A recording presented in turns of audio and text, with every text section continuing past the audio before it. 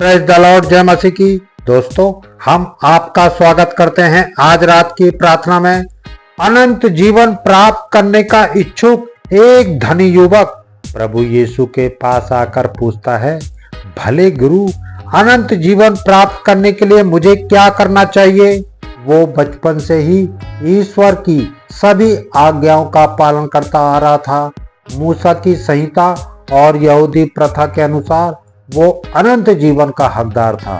फिर भी उसके अंदर कुछ बेचैनी थी, कुछ कमी का अनुभव हो रहा था। सभी नियमों का पालन करने के बाद भी वो प्रभु से पूछता है, मुझ में किस बात की कमी है?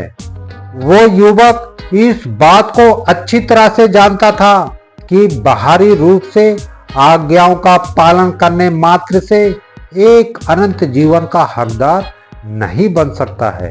नियमों का पालन करना और धार्मिक रीति रिवाजों का पालन करना उस समय के याजक और ज्ञानी, शास्त्री और फरीसी भली भांति जानते थे। फिर भी प्रभु यीशु ऐसे लोगों को धिक्कारते हैं। उस युवक के अंदर ईमानदारी थी, अनंत जीवन पाने की इच्छा थी।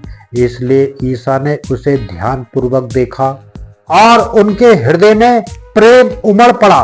उस युवक की इच्छा और ईमानदारी को देखकर प्रभु यीशु ने उनसे कहा, तुम में एक बात की कमी है। प्रभु जानते थे कि धन के प्रति उसका लगाव अनंत जीवन के लिए बाधा बन रहा था। इसलिए उस युवक से प्रभु यीशु कहते हैं, जाओ, अपना सब कुछ बेचकर गरीबों को दे दो। तब ये बात उस युवक को स्वीकार करने के लिए कठिन लगी। उसका चेहरा उतर गया और उदास होकर चला गया। भले ही सारा जीवन भर उसने सभी आज्ञाओं का पालन किया हो, परंतु उसका विश्वास सांसारिक धन के ऊपर था, ईश्वर पर नहीं। वो सृष्टिकर्ता को भूलकर सृष्टि की पूजा कर रहा था। उसका धन ही उसके लिए सबसे प्यारा था, अनंत जीवन नहीं। हम सभी को एक दिन जीवन की कठोर सच्चाई का सामना करना है और वो है मृत्यु। हमारा विश्वास कहता है कि मृत्यु के बाद न्याय होगा और हर एक अपने अपने कर्मों के अनुसार पुरस्कृत किया जाएगा। अंत में हमारे सामने सिर्फ दो विकल्प हैं, स्वर्ग या नर्क। उस धनी युवक के जैसे इस संसार के रहते समय हर एक स्वर्ग में प्रवेश करने की इच्छा रखता है, परंतु हमारे कदम विपरीत दिशा की ओर बढ़ते हैं। स्वर्ग जाना चाहते हैं, परंतु जाते कहाँ हैं? नरक की ओर। जाने अनजाने में उस युवक के जैसे इस संसार के माया मोह में लुप्त रहते हैं। इसलिए प्रभु यीशु कहते हैं, जो लोग मुझे प्रभु प्रभु कहकर पुकारते हैं, उसमें से सबके सब स्वर्गराज में प्रवेश नहीं करेंगे।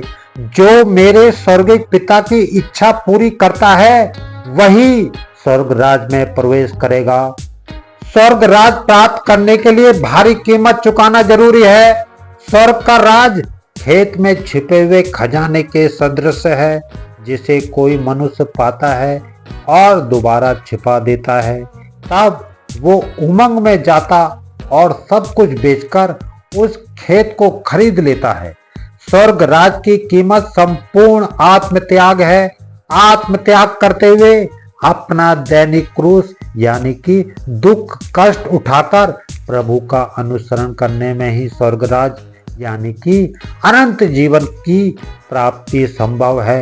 प्रभु का कहना है, जो मेरा अनुसरण करना चाहता है वो आत्मत्याग करे और अपना क्रूस उठाकर मेरे पीछे हो ले। क्योंकि जो अपना जीवन सुरक्षित रखना चाहता है वो उसे खो देगा। जो इस संसार में अपने जीवन से बैर करता है वो उसे अनंत जीवन के लिए सुरक्षित रखता है। यही अनंत जीवन पाने की कीमत जो वो धनी युवक चुका नहीं पाया और उदास होकर प्रभु के पास से चला गया।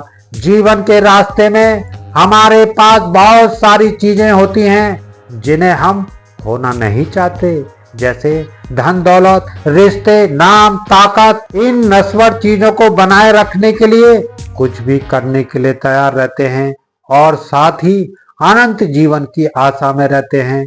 यही हमारे अंदर की कमी है जो अनंत जीवन के लिए बाधा है। नाकेदार और पापी जैकियस ने इस सारी कमियों को दूर किया और प्रभु यीशु ने उनसे कहा, आज इस घर में मुक्ति का आगमन हुआ है क्योंकि ये भी इब्राहिम का बेटा है। आमीन। जय मसीह की।